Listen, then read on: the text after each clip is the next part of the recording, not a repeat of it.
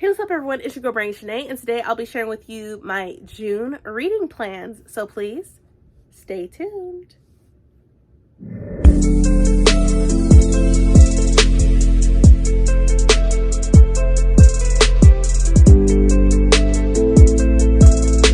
And I am back, and also if you're new to my channel, welcome. So like I said before, I'll be doing pretty much showing and sharing with you my June reading plans. So let's go ahead and get started. So the first book that I plan on reading is going to be a graphic novel that just came out, and he's definitely became one of my favorite authors, and he's also from Ohio, and that is a Spider-Man graphic novel, Miles Morales Shockwaves, written by Justin A. Reynolds and illustrated by Pablo Leon. I definitely am going to be reading this to my children. They love Spider-Man. They love Miles Morales. They just love seeing a face that looks like them, especially when they're a superhero. And so my kids are like addicted, like they just love Miles Morales, everything. Like literally my son has Spider-Man, Miles Morales Spider-Man, a bed set and everything like that. And I think my daughter has like a stuffed caricature of it, of Miles Morales. So yeah, so for this one right here, it says an original middle grade graphic novel starring Brooklyn's Spider-Man Miles Morales from best-selling author Justin A. Reynolds and Eisner nominee Pablo Leon. It says, Miles Morales is a normal kid who is learning to juggle school at Brooklyn Visions Academy while swinging through the streets as Spider-Man. After a disastrous earthquake strikes his mother's birthplace of Puerto Rico, Miles springs into action to help set up a fundraiser for the devastated island. But when a new student's father goes missing, Miles begins to make connections between the disappearance and one of the fundraiser's star sponsors. Can Spider-Man save the day without ruining Miles' big event? So I know my kids are gonna love this, and I'm sure I'm gonna love this too. But there we have it. I also love this cover. It's beautiful. Just look at it. So yeah, so we have Miles Morales right here. Next thing that I plan on reading, and I'm thinking about taking this with me onto the plane when I go to Puerto Rico, and that is Instructions for Dancing by Nicola Yoon. This is the signed edition from Barnes & Noble, because I also wanted to get a journal that goes with it, so I pre-ordered this and got the signed edition, but just the cover is beautiful, and if I take the dust jacket off, this is what it looks like. And you see like right there them dancing right here, so I thought that was really cool. But yeah, so this is the signed edition, so we have her signed right there. But once I saw this cover of this book and that this book was going to be released, like I just had to get it because I read all her other books. I read everything, and I read The Sun Is Also a Star, and I was like, I need to keep on reading her books, and this is her third one. So for this book, in the synopsis, it says, Evie Thomas doesn't believe in love anymore, especially after the strangest thing occurs one otherwise ordinary afternoon. She witnesses a couple kiss and is overcome with a vision of how their romance began and how it will end. After all, even the greatest love stories end with a broken heart eventually. As Evie tries to understand why this is happening, she finds herself at La Brie Dance Studio, learning to waltz, foxtrot, and tango with a boy named X. X is all that Evie is not: adventurous, passionate, daring. His philosophy is to say yes to everything, including entering a ballroom dance competition with a girl he's only just met. Falling for X is definitely not what Evie had in mind. If her visions of heartbreak have taught her anything, it's that no one escapes love unscathed. But as she and X dance around and toward each other, Evie is forced to question all she thought she knew about life and love. In the end, is love worth the risk? So, yeah, I'm definitely taking this with me on the plane to Puerto Rico. Like, I want to know, like, this sounds really cute, but I really understand, like, about love and how, you know, like, when you haven't really experienced love yourself, how you feel like it can be overrated. So I am looking forward to reading this baby right here. So this is another book that I plan on reading in June. next book that I'm currently reading right now, so I just have the dust jacket, and it is A Song Below Water by Bethany C. Morrow. This book came out last year, and I don't know why I'm just not picking it up, but I did. I'm just glad I'm finally reading it. And for this book, it says, A Song Below Water is a story for today's readers, a captivating modern fantasy about Black mermaids, friendship, and self-discovery set against the challenges of today's racism and sexism. So it says, in a society determined to keep her under lock and key, Tavia must hide her siren powers. Meanwhile, Effie is fighting her own family struggles as she is pitted against literal demons from her past. Together, these best friends must navigate the perils of high school's junior year. But everything changes in the aftermath of a siren murder trial that rocks the nation, when Tavia accidentally lets out her magical voice at the worst possible moment. Soon nothing in Portland, Oregon seems safe. To save themselves from drowning, Tavia and Effie's unbreakable sisterhood must prove to be the strongest magic of all. So yeah, I'm currently reading this, and I'm actually loving the dialogue, especially between Tavia and Effie. Like, I just love this so much. So I'm just looking forward to know more about what's going to happen between Effie and Tavia and their journey, and when Tavia releases her siren voice for when people hear it, what happens after that. So I'm definitely looking forward to getting more into the book. So this is what I'm currently reading right now.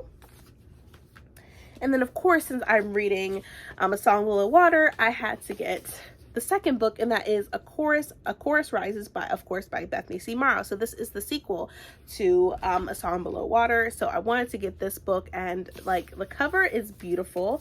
And if I take the dust jacket off, this is what it looks like, green with like a purplish magenta foiling. So let me go ahead and read the synopsis for this one. So it says, the second novel from YA sensation Bethany C. Morrow. It says, teen influencer Naima Bradshaw has it all. She's famous, stylish, gorgeous, and she's an Eliko, a charismatic person gifted with a melody that people adore. Everyone loves her until she's cast as the villain who exposed a siren to the whole world. Dragged by the media and canceled by her fans, she feels that no one understands her side. Not her boyfriend, not her friends, not even her fellow Eliko. Vilified by those closest to her, Naima heads to the Southwest, where she is determined to stage a comeback to her family, her real self, and the truth about her magic. What she finds is a new community and a flourishing group of online fans who support her. At first, it feels like it used to. The fandom, the adoration, the community that takes her side. But when her online advocates start targeting other Black girls, Naima will realize that for Black girls like her, even the privilege of fame has its limits, and only Naima can discover the true purpose of her power and how to use it. And it says, A Chorus Rises is a timely confrontation of the evolving nature of popularity in a society that chooses acceptance and rewards model minorities.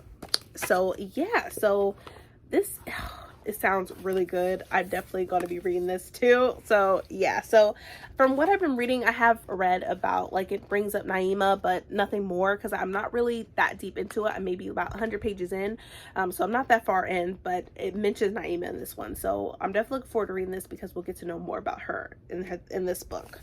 So that's the other book.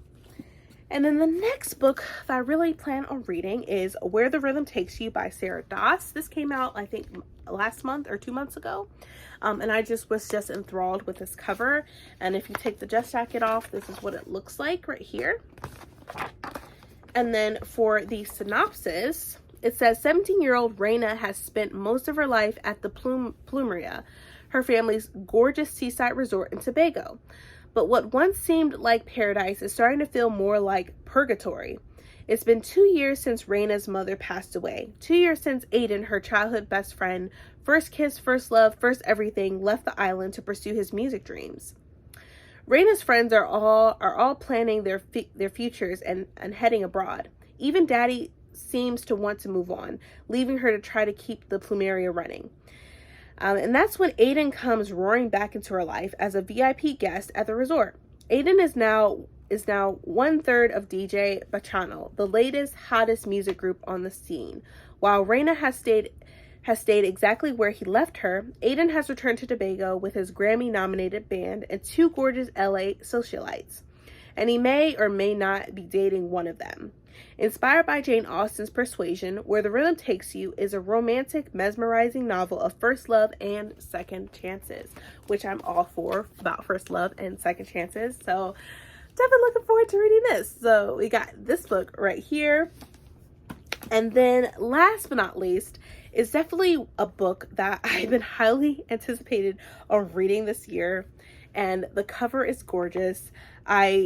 I'm just enthralled with it so much, and I'm like, oh, like, if you've read this book, let me know down below in the comments, because like I am just looking forward to diving right into this book. And you'll see it right up here, and that is The Other Black Girl by Zakiya Delilah Harris. Like, just the cover is beautiful. Like, I just love it so much. And this book just came out earlier this month, so I'm excited to dig right into it. And so for this book, it says Get Out meets the Stepford Wives in this electric debut about the tension that unfurls when 2 young Black women meet against the starkly white backdrop of New York City book publishing. It says 26-year-old editorial assistant Nella Rogers is tired of being the only Black employee at Wagner Books. Fed up with the isolation and microaggressions, she's thrilled with Harlem-born and bred Hazel. She's thrilled with Harlem-born and bred Hazel starts working in the cubicle beside hers. They've only just started comparing natural hair care regimens, though when a string of uncomfortable events elevates Hazel to office darling and Nella is left in the dust. Then the notes begin to appear on Nella's desk. Leave Wagner now. It's hard to believe Hazel is behind these hostile messages, but as Nella starts to spiral and obsess over the sinister forces at play, she soon realizes that there's a lot more at stake than just her career. A whip-smart and dynamic thriller and sly social commentary that is perfect for anyone who has ever felt manipulated, threatened, or overlooked in the workplace. The Other Black Girl will keep you on the edge of your seat until the very last twist. So that already sounds deep, and I'm looking forward to reading it. Oh my gosh. Oh, another thriller book that I'm just ready to just take in and dive right in. But yeah, so those are all the books that I plan on reading in June. I think it's not a lot, but I think it's a decent amount of books that I plan on reading. I might add a little bit more, but who knows? But yeah, so there you have it. These are all the books that I'll be reading in June. I really hope you enjoyed this video. If you did, please give me a thumbs up. Also, hit that subscribe button and that bell to be notified when I upload more videos in the future. But thank you so much for watching, you guys, and please stay healthy and stay safe. See ya!